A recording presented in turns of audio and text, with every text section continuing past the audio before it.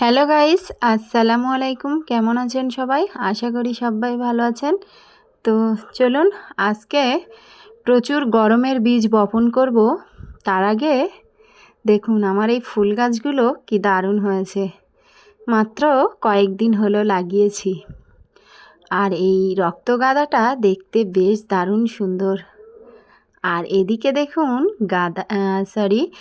এই যে গোলাপ গাছে কি দারুণ ফুল হয়েছে। এই যে গোলাপ গাছটির ফুলের দিকে দেখলে আমরা লক্ষ্য করতে পারবো কিছু ফুলে সেটা একটা সুন্দর কালার আছে। আর এদিকে দেখুন এক কালার, একই গাছের মধ্যে দু রকম ফুল। তো এই যে ফুলের মধ্যে একটু হালকা অন্য কালারের জন্য বেশ দেখতে দারুণ লাগছে। আর এই গাঁদাটা খুব সুন্দর। আর এদিকে আমার বেগুন গাছগুলো দেখুন, প্রচুর বেগুন ধরেছে। আবার বেগুন তো আমি এখান থেকে প্রচুর হারভেস্ট করেছি। আর এখন দেখুন আবার অনেকগুলো বেগুন একসঙ্গে রেডি হচ্ছে। প্রচুর বেগুন ধরছে এই গাছগুলোতে। আর এদিকে বাঁধাকপি বাড়তে শুরু করেছে, কয়েকদিনের মধ্যেই রেডি হয়ে যাবে। আর এখানে দেখুন পেয়ারা গাছ দেখুন কি সুন্দর গুটি বেঁধে আছে পেয়ারা গাছে। আর একটি পেয়ারা রেডি হয়ে আছে। আর এই পেয়ারাটা আজকে এখান থেকে উঠিয়ে নেব। তার আগে দেখুন বেশ অনেকগুলো গুটি এই পেয়ারা গাছটিতে সেট হয়ে আছে। তো এগুলো বেশ কয়েকদিনের মধ্যে রেডি হয়ে যাবে। আর এখন থেকে নতুন করে যে কুশিগুলো আসছে ওই কুশিতে প্রচুর ফুল নিয়ে আসবে। তো এখানে দেখুন কুশি প্রচুর আসা শুরু হয়ে গেছে। গাছটি ভালো করে লক্ষ্য করলে দেখা যাবে কাটিং প্রুনিং প্রচুর করা আছে। আর কুশিও নতুন অনেকগুলোই আসছে। তো আপনারাও পেয়ারা গাছ থেকে প্রচুর পেয়ারা পেতে চাইলে এরকম কাটিং প্রুনিং করে রাখবেন। পেয়ারা গাছে যত কাটিং প্রুনিং করবেন তত ফুল আসবে। তো এখন এই পেয়ারাটাকে দেখুন কি দারুণ, বেশ ভালো সাইজের একটা পেয়ারা। আর পেয়ারাটা রেডি হয়ে গেছে।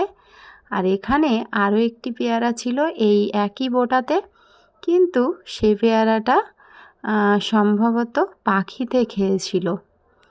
তো হাফ খেয়েছিল পাখিতে, সেই কারণে পেয়ারাটা দিয়ে আমি আর হারভেস্ট করিনি, গাছেই রেখে দিয়েছিলাম। আর এখন এই পেয়ারাটা রেডি হয়ে গেছে, তো নিয়ে নিলাম। তো পেয়ারা গাছে বেশ প্রচুর পেয়ারা ধরে আছে। আর এখন থেকে যে কুশিগুলো আসছে প্রচুর ফুল চলে আসবে। তো পেয়ারা গাছে অবশ্যই কাটিং প্রুনিং করে দিতে হবে যদি আমরা প্রচুর পেয়ারা পেতে চাই। তো আপনারাও কাটিং প্রুনিং করে নিন। আর এখন চলে আসলাম আমার এই ড্র্যাগনের টবের এখানে। তো দেখুন ড্র্যাগনের বেড বলতে পারেন, এটা বেশ লম্বা সাইজের একটা বেড আমি রেডি করেছিলাম নিজেই। তো যাই হোক, এখানে আমি পালংয়ের বীজ কয়েকদিন আগে দিয়েছিলাম। তো দেখুন প্রচুর চারা উঠে এসছে। আর এখানে এখন উচ্ছিষ্টগুলো পরিষ্কার করে রাখতে হবে। এই যে আমরুল শাক আমি একবার লাগিয়ে যে কি ভুল কাজ করেছি সে আর বলে কথা নেই। দেখুন প্রতিটা টবে এই আমরুল গাছে ভরে গেছে। এদিকে পটল গাছেও একই অবস্থা। এই যে পটল গাছ লাগিয়েছি নতুন মাটি দিয়ে, এখানেও ওই আমরুল শাকের গাছ বেরোচ্ছে। তো পটল গাছের কুশি তো প্রচুর ছাড়া শুরু হয়ে গেছে।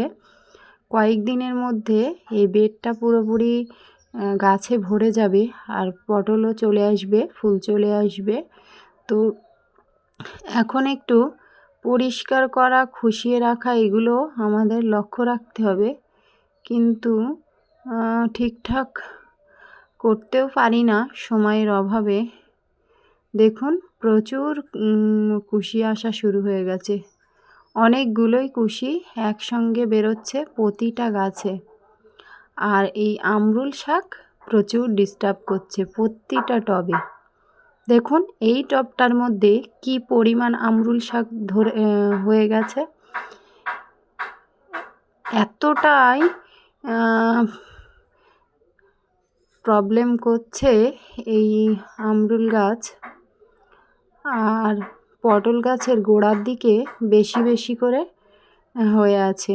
এইগুলো যদি এখনই না পরিষ্কার করি, কয়েকদিনের মধ্যে পটল গাছের থেকে আমরুল শাকে বেশি ভরে যাবে। তো আপনারা যদি চান পটল গাছ এরকম ছাদে বানাতে, তাহলে এখনও সময় আছে, এখনই লাগিয়ে নিতে পারেন। এরকম ছোট টবে দিলেও একটা দুটো গাছ সুন্দরভাবে গ্রো করে। আর যদি আমার মতো এরকম লম্বা বেডে দিতে চান, অবশ্যই দিতে পারেন। যে গ্রো ব্যাগগুলো হয় লম্বা লম্বা, ওতে দিলে বেশ দারুণ হবে। তো পটল গাছ ছাদের ওপরে খুব সুন্দরভাবেই হয়, কারণ আমার এই যে ড্র্যাগনের বেডটা এক্ষুনি দেখালাম, এই বেডটা, এখানে আমার আগে পটল গাছ লাগানো ছিল। পটল গাছ উঠিয়ে দিয়ে আমি ড্র্যাগন গাছ লাগিয়েছিলাম। তো ড্র্যাগন গাছ লাগানোর পরে বেশ সুন্দর গ্রোথ হয়ে প্রচুর ফল আমি এখান থেকে পেয়েছি। 4 বছর আগে আমার এখানে পটল গাছ ছিল। এই ড্র্যাগন গাছগুলোর বয়স 4 বছর। তো আমি এখান থেকে অনেক পটল পেয়েছিলাম। তো পটল গাছ উঠিয়ে দিয়েছিলাম এই কারণে, আমি একটা পার্মানেন্ট গাছ এখানে লাগাতে চেয়েছিলাম। তো সেই কারণে ড্র্যাগনটাই লাগিয়েছিলাম। আর ড্র্যাগনের চারা যেহেতু আমার কাছে প্রচুর ছিল, তখন আমি 5 বছর আগে ড্র্যাগন গাছ সংগ্রহ করে লাগিয়েছিলাম আমার বাগানে। তো সেখান থেকে অনেক ডাল কাটিং করে চারা বানিয়ে আমি এখানে লাগিয়ে দিয়েছিলাম। তো পটল প্রচুর হচ্ছিল, এমন সময়ই আমি এই ড্র্যাগন গাছ লাগিয়েছিলাম পটল গাছকে উঠিয়ে দিয়ে। তো যাই হোক, খুব সুন্দর হয়েছে। আর এতদিন ধরে আমি ড্র্যাগন এখান থেকে পাচ্ছি। আর মাঝে মাঝে এরকম শাকের বীজ আমি আগেও দিয়েছি। তো সুন্দর শাকের চারা উঠেছে। আর এখানে দেখুন একটা পালং কি দারুণ হয়েছে। আর চারদিকে বেশ গাছের, সমস্ত গাছের গ্রোথ সুন্দর, কিন্তু এখানে একটা বেগুন গাছ মরে গেছে। বেগুন গাছটা কেন যে মরে গেল বুঝতেও পারলাম না। তো যাই হোক, সবটা তো আর হয় না, সবার হাতেই এরকম হয়। গাছ যেটাই লাগাবো সেটাই হয়ে যাবে এমনটা না। দেখুন বেগুন গাছগুলোর কাছে এখন চলে আসলাম গরমের বীজ বপনে। তো এখানে আমি দেখুন গ্লাসের মধ্যে মাটি ভরে ভরে নিয়েছি। আর এই মাটিটা বেলে দোআঁশ মাটি নিয়েছি। তো এখানে কিছু সার মেশানো আছে, গোবর সার সামান্য পরিমাণ, আর কিছু তেমন দেওয়া হয়নি। আর এখানে আমি এখন রোপণ করছি বরবটি বীজ। বরবটি বীজগুলো বপন করছি। আর এই বরবটি বীজ থেকে যখন চারা রেডি হবে, ততদিনে আমার পুরানো যেসব গাছ, শীতের গাছ, ওইগুলো উঠে যাবে। তো ওই বেডগুলোতে এই চারাগুলো আবার লাগাতে পারবো।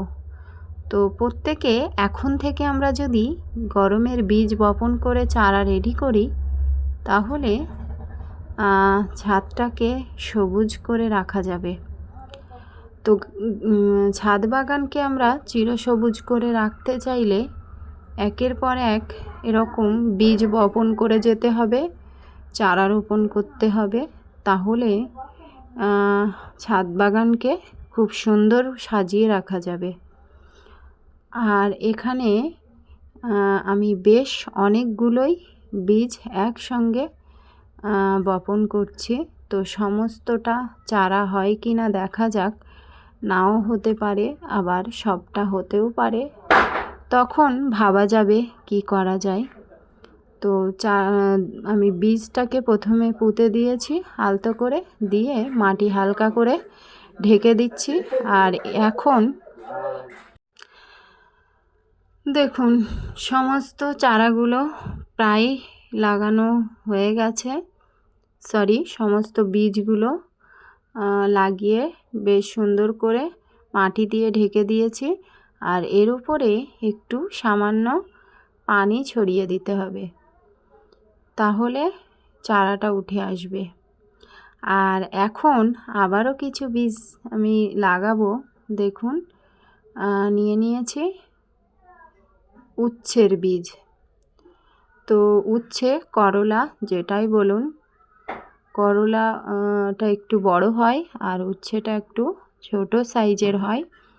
তো এখানে আমি কিছু উচ্ছের বীজও বপন করে নিচ্ছি একই পদ্ধতিতে। তবে এই বীজগুলো আমি একদিন ভিজিয়ে রেখেছিলাম। তো আপনারাও চাইলে ভিজিয়ে রেখে এরকম লাগাবেন, তাহলে একটা বীজও মিস হওয়ার সম্ভাবনা কম থাকবে। তো যাই হোক, এখানে সমস্ত বীজটাই আমি লাগিয়ে দিলাম। আর এরকমভাবেই আপনারা লাগিয়ে নিতে পারেন। আর এইগুলোকে আমি আমার ড্রাগন গাছের গোড়াতে রেখে দিচ্ছি। তো ভিডিওটা ভালো লাগলে অবশ্যই বন্ধুরা আমার চ্যানেলটি সাবস্ক্রাইব করে আমার পাশে থাকবেন আর লাইক কমেন্ট করতে ভুলবেন না।